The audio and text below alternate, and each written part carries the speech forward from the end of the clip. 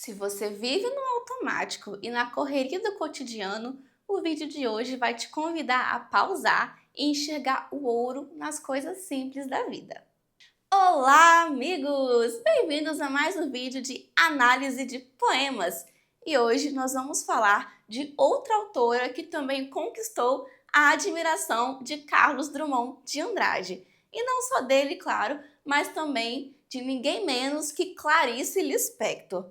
Vamos falar dela mesma, a maravilhosa Adélia Prado, uma das maiores escritoras brasileiras contemporâneas vivas, dona de uma escrita lírica, bíblica e existencial, como o próprio Drummond a definiu.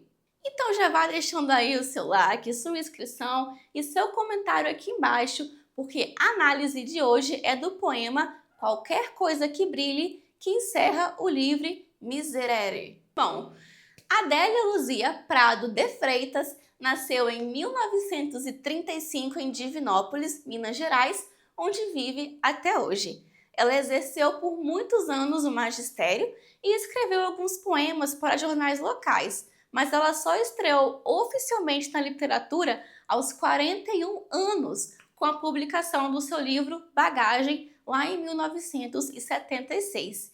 E é interessante essa publicação tardia, porque a Adélia ela tinha um grande receio de se considerar poeta e estar falando bobagem ou se achando, né? Então, o que ela fez? Ela enviou algumas cópias de seus poemas para Drummond e para Clarice Lispector, para eles poderem ler e dar a sua opinião. E ambos afirmaram: sim, você é poeta, vamos arrumar uma editora para publicar seus escritos. E isso é muito lindo, gente. Ela esperou a sua poesia amadurecer e praticamente recebeu a bênção desses dois grandes escritores da nossa literatura nacional. Bom, ao longo de sua carreira, ela publicou tanto poesia quanto prosa, trazendo em seus versos o cotidiano simples, só que revestido de profundidade, espiritualidade, um pouquinho de sensualidade e uma sensível consciência social. Em 2024, inclusive, ela foi homenageada com dois grandes prêmios da literatura, que foi o Prêmio Machado de Assis e o Prêmio Camões, o mais importante da literatura em língua portuguesa, que reconheceu a sua obra como uma das mais relevantes da nossa literatura contemporânea. E a Adélia também, ela já recebeu o Prêmio Jabuti com a publicação do seu livro O Coração Disparado, lá em 1978. A Adélia, ela é conhecida como poeta do cotidiano, só que ela mesma falou que todo mundo é poeta do cotidiano, porque é a única coisa que nós temos, né? Essa experiência de viver, de lidar com as paixões humanas. Segundo ela, todo poeta fala dessa perplexidade de existir, do assombro que é existir. Na entrevista que eu falei do programa Roda Viva, ela diz que existir é muito esquisito. Ela fala que é perturbador ter essa consciência de existir, que nos faz querer achar uma resposta para tudo. Então a Adélia, ela busca um sentido para a existência. Como ela fez faculdade de filosofia, a gente pode encontrar, né, na sua obra esses temas mais reflexivos. E ela própria disse que sexo, morte e Deus são os temas que ela mais pensa desde a sua juventude e que permeiam os seus escritos. Mas é importante frisar que esse cotidiano da Adélia não é aquele cotidiano banal, mas pelo contrário, porque ela faz o cotidiano se tornar significativo. Então, uma vida comum é capaz de gerar transcendência. Ela vê poesia onde muitos não veem nada, veem coisas normais. Então, ela enxerga poesia onde para todo mundo só existe rotina. E isso é, na essência, o que todo poeta faz, né, galera? O poeta faz o quê? Ele revela o invisível. Uma coisa que é importante falar é que a Adélia, ela é católica, então ela retrata a religiosidade em sua obra, só que não de uma forma dogmática, sabe? Mas de uma forma libertadora. A sua escrita é um convite a sair da superficialidade, a ver além do que está no texto. Ela também é muito simbolista, porque ela fala da coisa sem citar a coisa, sabe? Por exemplo, ela tem um poema chamado Casamento. Nesse poema, ela fala sobre o amor, só que ela não cita nenhuma vez essa palavra no poema. Nesse poema aí, o amor está nos gestos, na simplicidade ali de preparar um peixe junto com seu amado. Então, ela torna o comum em epifania. E é com esse olhar que a gente chega ao poema Qualquer Coisa que Brilhe, o último do livro Miserere. Um poema tão impactante que já foi inclusive cobrado em concursos públicos. Bom, então vamos agora fazer uma análise desse poema. Como o próprio título sugere, o poema ele busca o brilho, só que não é um brilho raso, superficial. Esse qualquer coisa que brilhe aponta para um desejo quase infantil de encantamento, sabe? Que se desloca do ouro e do esplendor para algo mais profundo e verdadeiro, que vai nascer do opaco, do interior e do encontro com Deus. A gente pode ver que o poema ele se inicia num cenário até prosaico, uma oficina mecânica, carros, marmitas com torresmo, luz branca do sol. Então, há algo de muito brasileiro, muito interiorano, mas também muito universal nesse cenário. Então, a autora ela atribui eternidade a elementos comuns do dia a dia, sugerindo que há algo de sagrado e eterno nas experiências mais simples.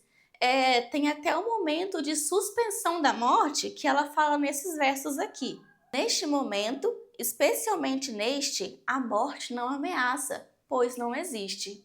Então, essa sensação de plenitude cotidiana é algo que todos nós buscamos, que é estar em paz.